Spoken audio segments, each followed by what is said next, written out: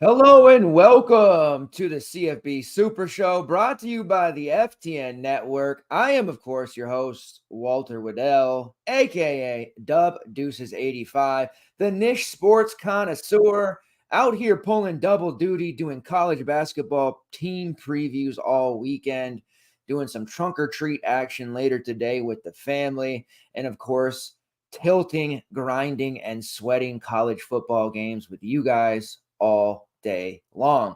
We're in week 9. We've been playing all week, some short slate action. Last night was a little bit crazy with Ashton Genty, having a nice game for a mere mortal, but for a god like him, maybe not so much. But we'll see how players today, namely Cam Ward, Jalen Milroe, and Travis Hunter, perform today in the race for the Heisman.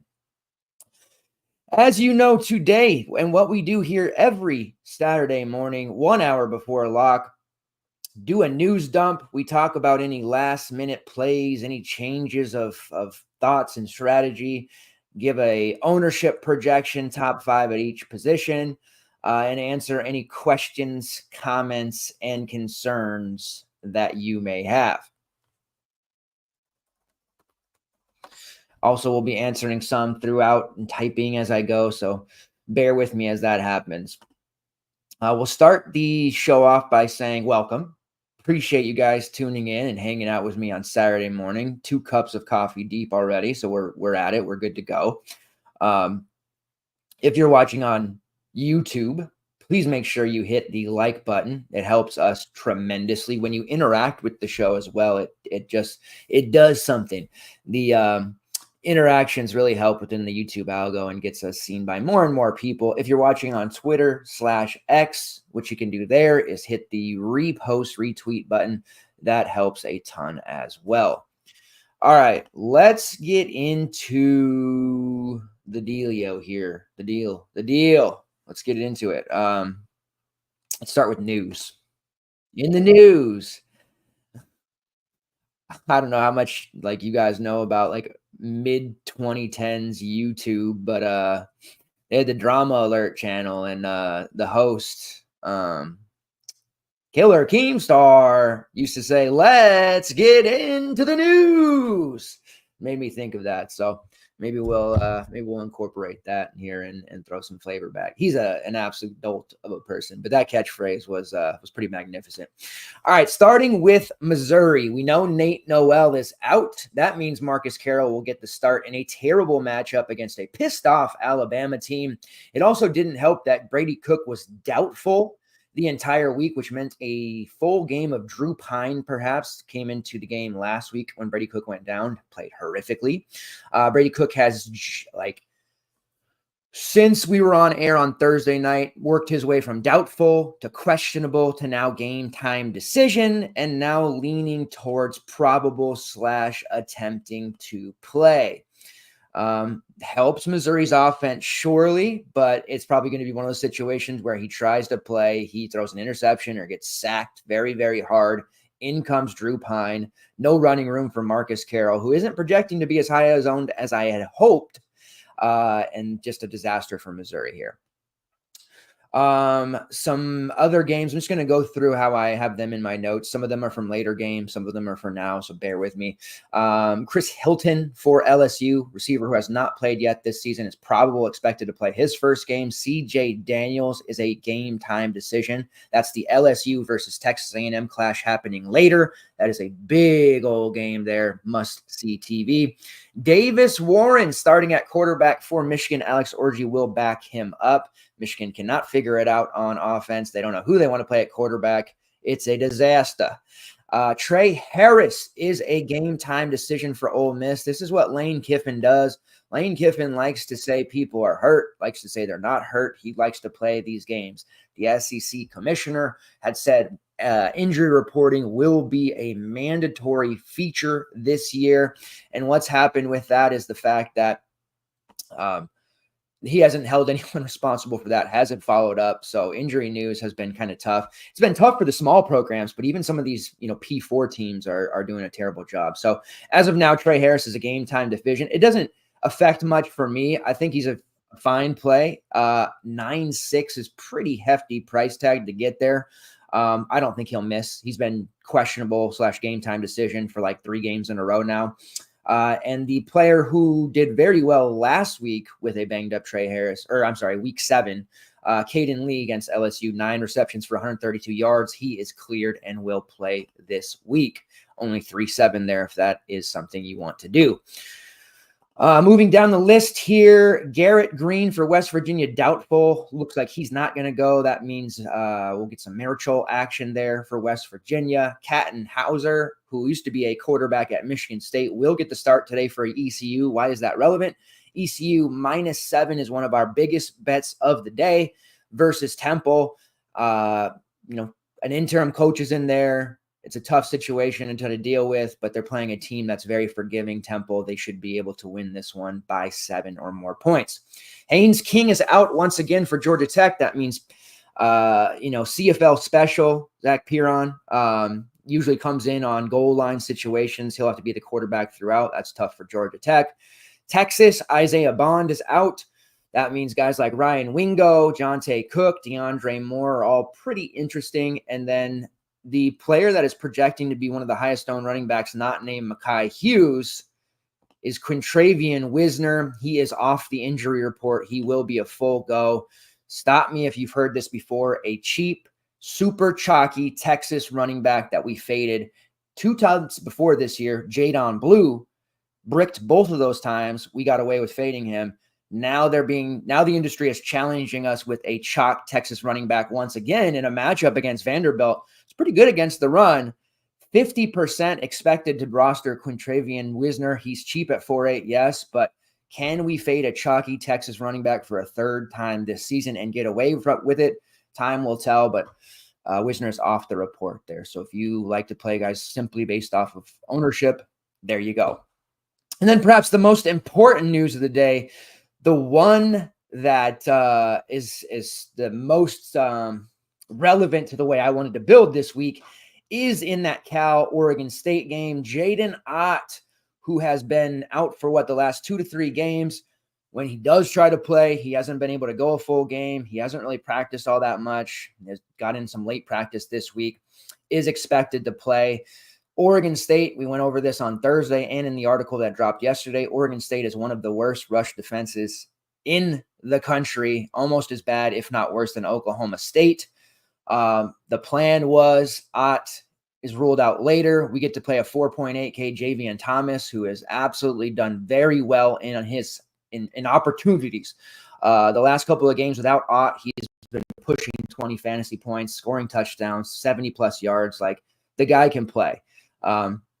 Very interested to use him. He is a main team viable guy if Ott were out. I truly believe that. With Ott playing, that would complicate things and make it to where we can't utilize him in our main build.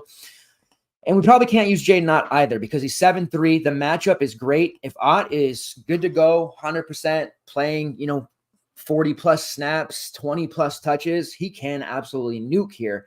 But I just don't know if I can believe it. And you look back at the Miami game the last time he played, 7 carries for just the 2 yards, but he scored 2 touchdowns, had a 66-yard reception, put up 22 fantasy points. He can put up points here and be one of the highest scoring players at his position today. But the risk of him re-aggravating something, not getting enough, maybe he gets a long run, they get to the goal line, they put Thomas in, he vultures the touchdown. Both of them just cannibalize each other. It's a disaster. It's too expensive of a price. If Ott was 4.8, I would take that chance. And as much as I love Jaden Ott, I really, full transparency, wanted him to sit today because I thought Javian Thomas was the bink play, if you will. I still use the word bink. Yes, don't make fun of me.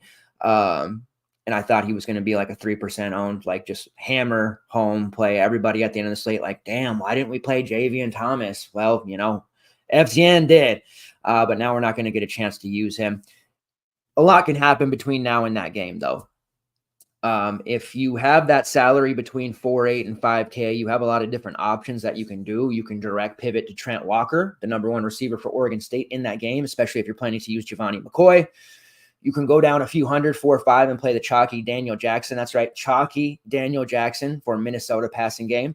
another great option there. And then if you want to eat the Texas running back chalk with Quintravian Wisner, he is also there at 4.8. So you have some definitive options there, depending how that news goes. There could be a situation where Ott tries to warm up, doesn't feel right, and doesn't play. And we get that news right beforehand, then we can jam in Thomas right at the end. My man Tony is in the house here. What are your best sides and totals for today? ECU -7 was our top play in the Tuesday featured article. That's a free one that comes out every Tuesday. Still really high on that. It may have moved to 7.5 now. Let's just double check here. And this is over on DraftKings. We do primarily a lot of the bets we talk about are DraftKings. Also bet on FanDuel and Caesars, but a lot of the stuff we do for the show. Yeah, so -7.5 right now on DraftKings. Still like that. You want to sacrifice a little bit, you could do it all to 7, 6.5, something like that. But ECU over Temple, home game. Kansas versus Kansas State is my favorite total. That one was 55. Let's see, 55.5. Still like that one over 55.5. That is the sunflower, what do they call it? The sunflower something game, rivalry, lots of points. Both defenses are pretty porous. There's going to be a lot of points scored in that one. So over 55.5 for Kansas State, ECU -7.5. I do have a couple of others, one being Nevada +2 versus Hawaii, the late game tonight. I do like Nevada in that one. Brendan Lewis is questionable, but I have it on good authority that he will play. So +2, I think by the time that news comes out, Nevada could pull into more of a -1, +1, something like that. Cincinnati versus Colorado. Cincinnati, that totals 57. I like the over 57 in that one. And then Texas A&M outright over LSU. And then I had one more here. Just don't want to give a bad line. Just checking. Oregon State. I don't know why I have this thing for Oregon State this week. They did it so well last week, but +10.5 on the road against Cal. I just think this one is a close game, and I think there's going to be points scored. I think Giovanni McCoy shows out for a second straight week. Third time in 4 weeks, +10.5 is just a little bit too much there for Oregon State. And then one more, Bowling Green outright versus Toledo. If you haven't had a chance to see Harold Fannin yet, and we will get max slates in the midweeks here coming up soon. Harold Fannin is the best tight end in all of college football. He's going to be a day one selection at this rate. If you haven't had a chance to see Harold Fannin, check out this Bowling Green game today. You will see him put up 100 and a touchdown. I guarantee it. All right, so that is the bets that we like there. All right. I'm getting hammered with questions. We're going to get to those. Let's pull up some ownership stuff. And this may surprise you because the North Texas guys not projecting to be super high owned. A little surprising for me personally. It's a total of 70. Usually we see high totals. The entire industry just, whether it's a good spot or not, oh, we got to get it. But they're not using North Texas. I'm hearing things like Chandler Morris is overpriced. Okay. DT Sheffield is just okay. Dalton Carnes not even being mentioned by most people. Damon Ward did practice this week. He had 50 in their first game, right? 50 fantasy points. He has the WR2 if healthy. Didn't look good in practice. Would be very shocked if he played full snaps. That's going to bring the ownership down on Carnes, Conwright, Sheffield even more because of that concern. I mean, we're just getting gift wrapped North Texas guys at sub 10% ownership today, and it's not even my birthday. Ohio State guys, Will Howard's getting some ownership, but the receivers aren't, which is kind of what we figured. Cheap quarterbacks. Remember I talked at length on Thursday about how the super flex spot for a cheap quarterback, whether that's Max Brosmer, Giovanni McCoy, a couple of the, maybe a Darian Mensah, and I thought that might be pretty unique. Well, turns out that the majority of the industry also agrees a cheaper quarterback in the super flex does feel good. Running back, no surprise, Mekhi Hugh, mega chalk. But one of the bigger surprises is that Minnesota passing stack is getting a lot of love. Maryland secondary is horrid. It's kind of like yesterday. We like the Greek rifle, right? Athan Kalakamanis versus USC. USC secondary is terrible. Athan was like 3% owned. He had like nearly 18 to 20 fantasy points. He was throwing dimes all over the field, and he hasn't had very many good passing games this year. Just when you get a good DVP spot, say it all the time, you want to take advantage of it. And this spot for Minnesota, who's throwing, usually they're a running team, 60% of the time, they're throwing 54%, or their pass rate is 54%. So slightly over the run this year. I like Darius Taylor today for that Desmond Reed-esque game, and that he's probably going to rush for like 50 yards, but I think he could have 100 plus receiving yards. So keep that in mind. All right, let's get into my lineup. Is pretty much Walt-centric. There's nothing wrong with that, my friend. Walt-centric lineups is how we do. All right. So starting at quarterback, got a million tabs here. Going to go top 5 as we do. This is aggregate of multiple sources plus my own thoughts. I come up with a magic number. Not going to give a percentage because I'm less concerned about that and more of here's what we're going to be expecting our opponents to have. Who do we align with here, and who do we have that nobody's on? Josh Hoover of TCU, highest owned quarterback today, it sounds like, priced at 8.5. Makes sense. Texas Tech just let Sawyer Robertson look like the Heisman last week. A lot of people would expect this high-powered, high-volume TCU attack, passing attack to do well. Hoover has had 2 straight games of sub-20 fantasy points. Bounce back opportunity here. $400 cheaper than Chandler Morris, who apparently to some is overpriced or too expensive. So there you have it, Hoover. Then we have Will Howard. Will Howard has gotten a lot of, over the last 48 hours, love. People starting to make that connection that, Ohio State in blowouts, they usually just pelt slates. Howard is a little bit cheap at that 7.9 price point. If you can't get to his receivers, he's going to throw 250 and 2 as a floor, but I'm feeling like 350 and 4 is what we're actually going to get out of Will Howard today. So it makes sense. Riley Leonard, it's not a great spot against Navy. Time of possession might be a problem, but Leonard, he's been very consistent, arguably the most consistent quarterback over the last 2 to 3 weeks. So it makes sense why he would be in the top 5 projected ownership. Ja'Cory Brown going up against BYU. Don't love it. He is basically KJ Jefferson, right? Neither can pass particularly well. Brown has that rushing upside, so I get that at 7K. Going up against a BYU defense that has been ridiculously good.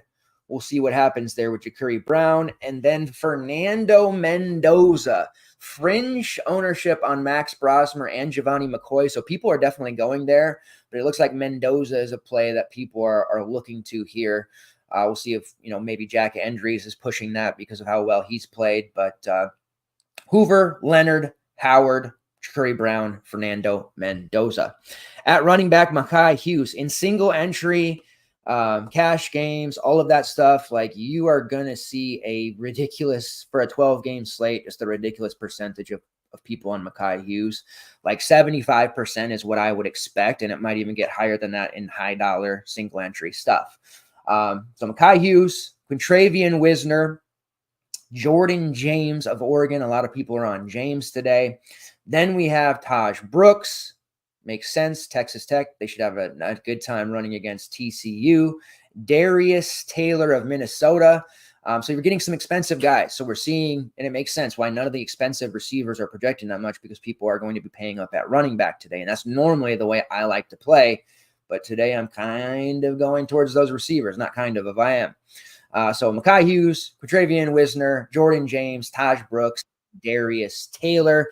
Surprised that Marcus Carroll is not pulling down like 35% or more of the ownership. I had really hoped he would, because I thought that was going to be a big-time brick play, personally.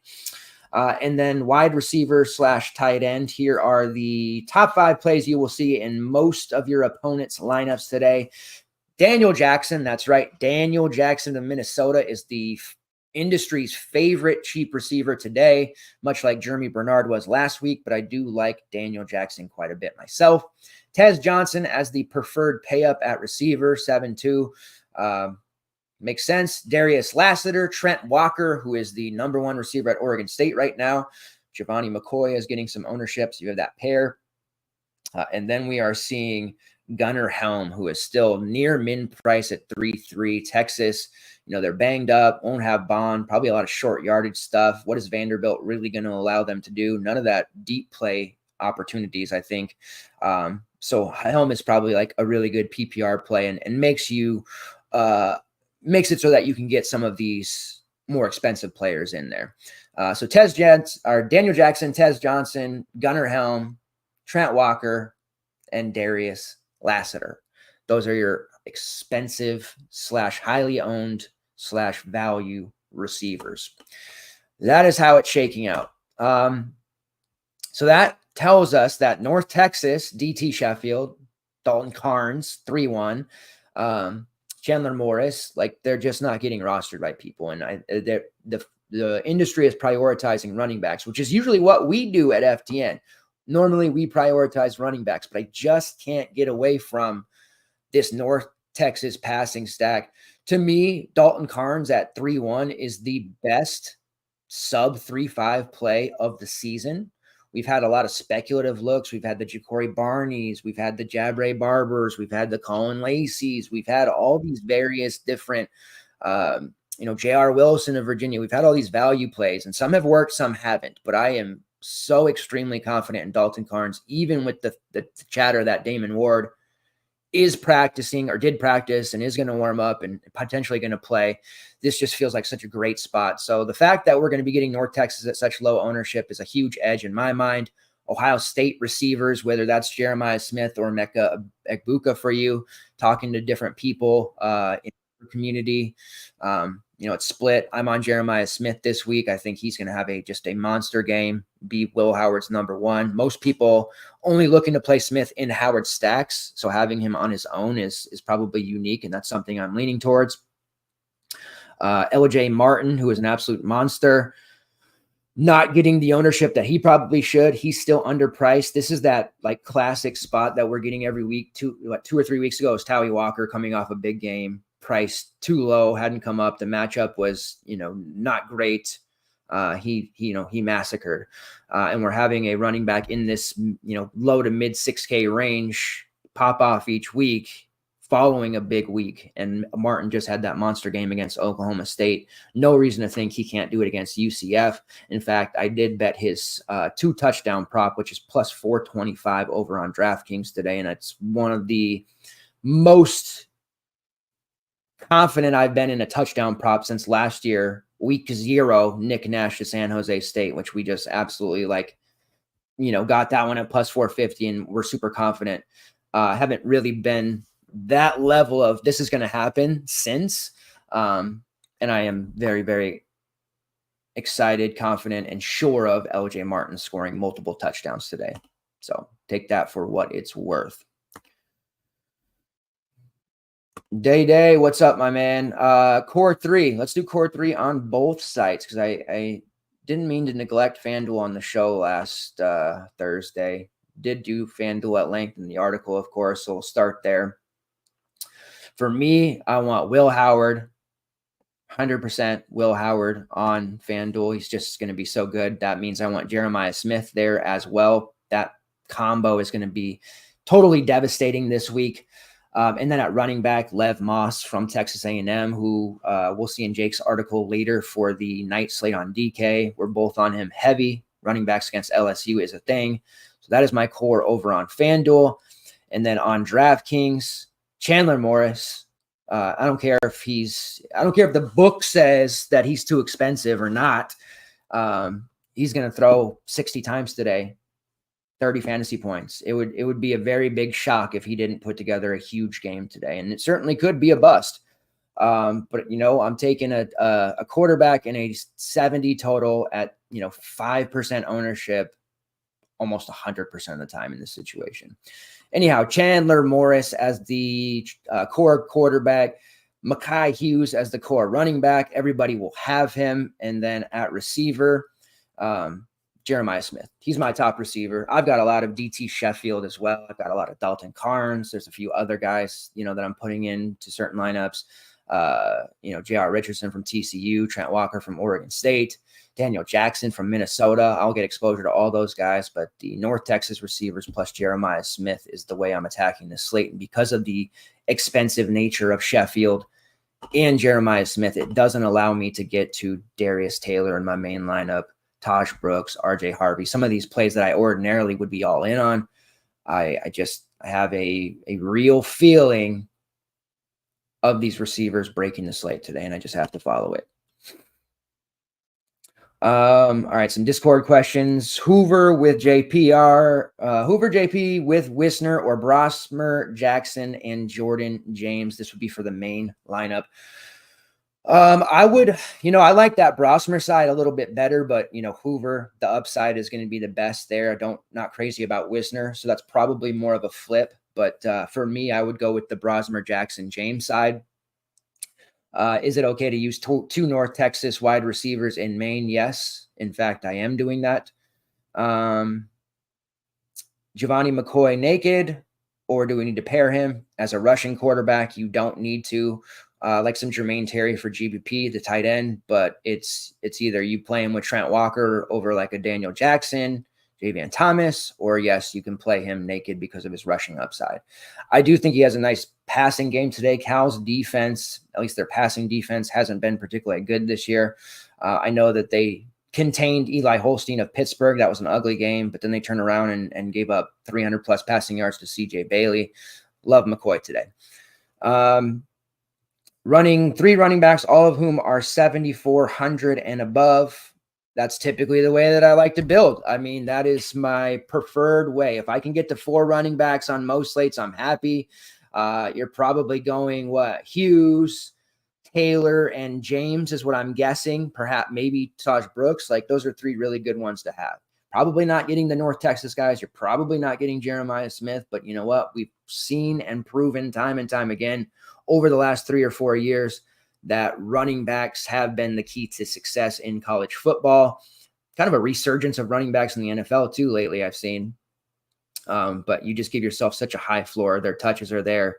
Quarterbacks are so good. Obviously, you gotta, the whole, you gotta play 2 no matter what. They have the ball in their hands, but they're still at the mercy of completions, blocking, right? The running back, at least, gets the rock and he's going to do what he does with it. And you've got really high volume running backs up there above 7.4. Even Hankerson would be fine today if you wanted to go that route.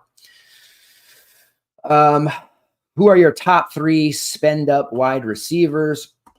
So on DraftKings, that is Jeremiah Smith, DT Sheffield, and I would say Josh Kelly for Texas Tech. The industry will be all over Tez Johnson of Oregon, and he's solid for sure. And also see probably a considerable amount of Ryan Williams from Alabama. But I'm, like I said, North Texas, Ohio State, getting those 2 high-powered offenses at very low ownership is just way too good for me to pass up.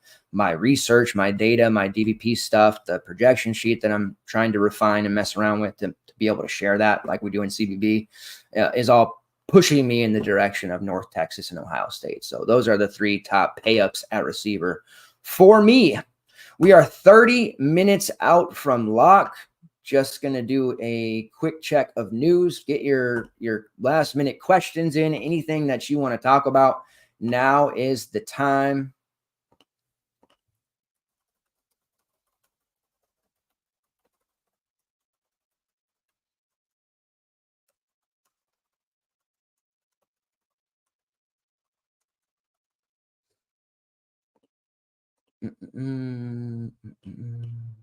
All right.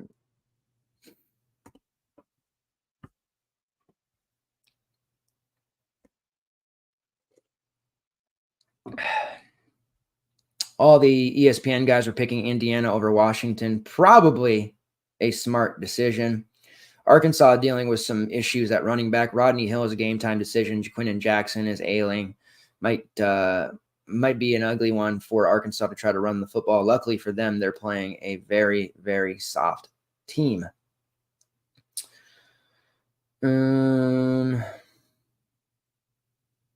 Doesn't seem to be anything else pertinent now. We've covered all of those injuries, so that is fine there.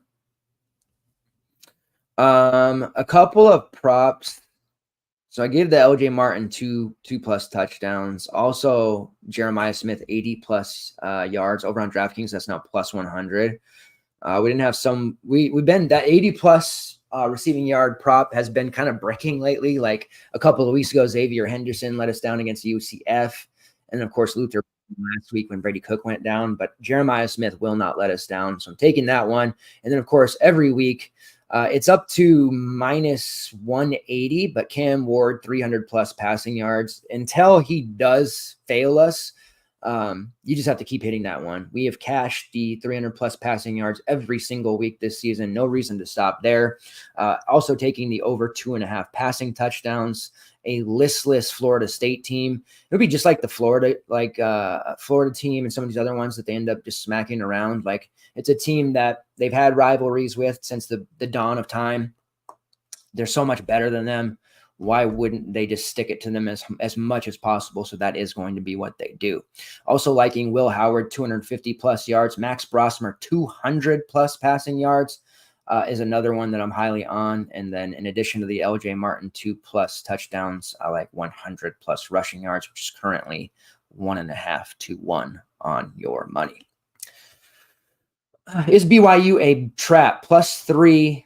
How are they not favored? Well, on the road, can we bet them? BYU has been another one that we walk to the window consistently. I'm a little bit weirded out about this one because UCF games have not like gone the way I thought they would whenever I bet on them. So I'm probably out on that game, but if I did have to bet, gun to my head, twist my arm, I would still take BYU, and I wouldn't do the +3. I would just take them on the money line, which is +120. I mean, they're undefeated.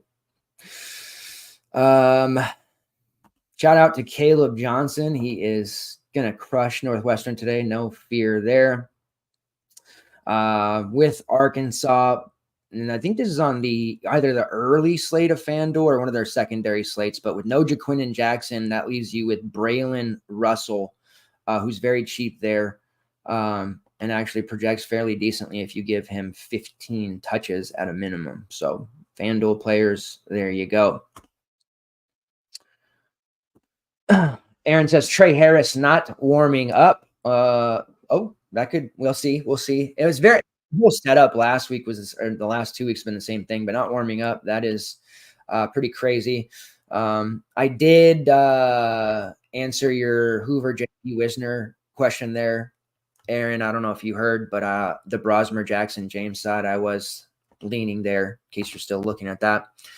Belky, can we play Battle from TCU or is it too risky, or Jeremy Payne? So I kind of, those of you that watch the show on Thursday and in our Discord, I talked pretty much at length about the TCU stuff. Coach Sonny Dykes, they're not happy with the way the running game has been. They gave Savion Williams 7 carries last week, made the comment that they can't continue to use him in that manner. I'm seeing Savion Williams move to a pretty chalky point on FanDuel, by the way. I think the expectation for people is, we got these carries, we got to use them. I don't think that continues. And in fact, Dykes says they can't continue to use him that way. He's not built to handle, a bunch of carries each game. Cam Cook hasn't been getting it done. Trent Battle had a relatively decent game with the 8 carries, 40-something yards. Coach Dykes did say the closest thing to an RB1 they have right now is Trent Battle, but they also want to get Jeremy Payne some touches, who looked electric early in the season, and then they just stopped using him. So we're looking at a committee for sure. It's a great matchup for running backs as well. TCU passes, they got like a 60% pass rate. But I think it's been out of necessity because of the ineffectiveness of the running game. And I think this one could surprise some people because everyone is pushing the TCU passing game so hard. And it makes sense. It's a great spot for it. But I think that you're going to see a game where if they can run effectively, they will lean on the run there just to protect Hoover a little bit more from mistakes, which he's been making the last couple of weeks, and really to kind of get that going. Whether that's Payne, Battle, or Cook remains to be seen. I don't think it'll be Cam Cook. I think he'll get touches, but I think they try to establish Battle in this one, and I think Payne is going to be that change of pace guy where you see him possibly break a run or two. If you're running multiple lineups, I'd put that caveat that it's a real sharp/smart thing to do to run large field alt lineups with Jeremy Payne, one with Trent Battle, and just kind of rotate through there because I do think they're going to have some success. Unfortunately, I couldn't condone using him in single entry unless we got news that they're running with the ones and they're definitely going to get a heavy workload. And even then, the coach speak can be 50-50 sometimes, but that is where I'm at. Trey Harris is out, it looks like. Yeah, so Lane Kiffin, there you go. Not playing around today. Trey Harris out. Trey Harris out. How do we process that news? We trying to get Twitter to work. The obvious option would be Caden Lee at 3.7. He probably sees that's going to help pull some ownership away from Trent Walker, pull some ownership away from Daniel Jackson, because I do think people will play Caden Lee. Ole Miss may just end up running the football a ton. These are the kind of last-minute swaps that just murder us in college basketball, by the way. I know it's a different sport, but I don't want to just crumple up my lineup and then rush to get Caden Lee in. If you have an easier swap and you don't have to make a ton of changes, get him in or build another lineup with Lee. This would be a nice spot for a 2% owned Juice Wells to break out. Did nothing against LSU. Can't stay healthy, but it was only 2-3 short years ago where Juice Wells looked like one of the best, if not the best receiver in all of college football. So he's there at 4.2. You've got Jordan Watkins at 4.2. Some nice options here for Ole Miss, but I think they may end up just running the football on this Oklahoma team and getting out of there or trying to get out of there without any injuries. So we'll see how that shakes out with the Trey Harris news. Good one. Good one. Favorite receiver from Texas. So no Bond. Ryan Wingo sliding into the starting group there, most likely. Major upside. We know that for Wingo. Priced at just 3.3. Your kind of safe floor bet is the tight end Gunnar Helm, but perhaps not the level of upside that Wingo would have. Matthew Golden at 3.8 is who Jake liked. Don't hate that. But Jonte Cook at 3.5. That is a touchdown call for me. An anytime touchdown prop. Not going to use him. If we didn't have North Texas on the slate, this is where I would be getting my cute value receiver play each week that I have an affinity for. It would be Jonte Cook for what it's worth. But we don't need to go there. But I do value Cook over Wingo and over DeAndre Moore this week. I think he's very, very talented, and I think he's a great overall GBP play. But if you're looking for a main team Texas play, I think it's just the tight end Gunnar Helm, because he's going to get targeted probably 9 to 10 times today. And a 6'4", 70 stat line with a touchdown would be phenomenal at 3.3. So there you have it. And I don't think Vanderbilt's D and at home like that, they're electric right now. They beat Texas. There's another goalpost headed to the river. They're good defending the run. I think Wisner is not going to just rack up some 150-yard game like people expect. So the way they move the ball down the field may be a dink and dunk style, which just favors Gunnar Helm. So that's the move there for me.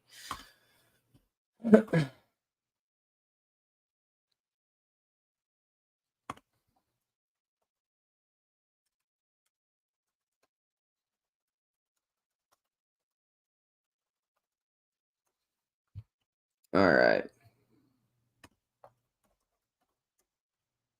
Just getting some of these last minute.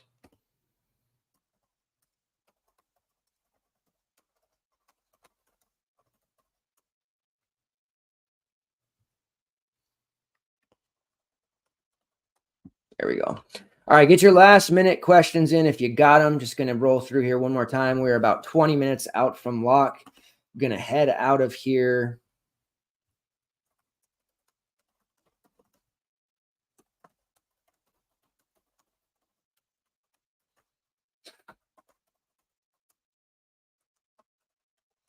More individual DMs about Trey Harris. I mean, Caden Lee's a nice look. It makes sense. We just don't need that value. But if you want to be lighter on North Texas and not play Carnes and go up to Lee, that makes sense. If you go value receiver this week, which is usually what I preach, you can actually get a pretty strong lineup everywhere. You've got Gunnar Helm, now you've got Caden Lee, Carnes. If you fade DT and Jeremiah, Now you've got 3 sub 4K receivers. That allows you to play all those expensive Taj Brooks, Darius Taylor, Jordan James types, Mekhi Hughes. 4 running back lineup, which we're not really talking about this week, could be easily a top 5 scoring lineup, and potentially even optimal here with the way you can build these lineups, especially if those value guys end up paying off.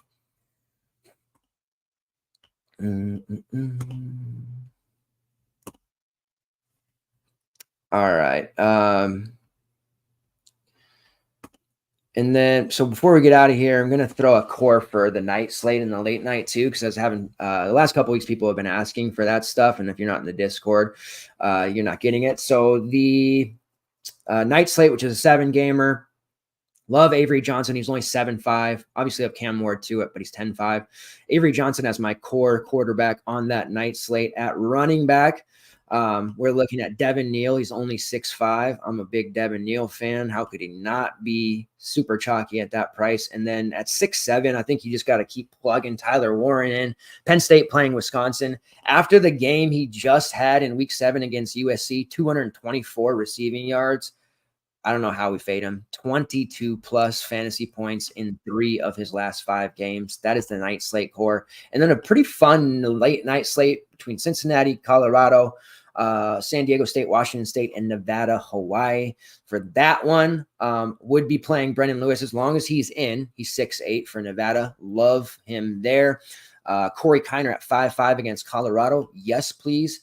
And then wide receiver, they're still not giving the love to Will Shepherd. He's only priced at 3.8. And then Chris Hudson for Washington State, still priced below 5K. Expect him to be chalky. But late night is a very fun one.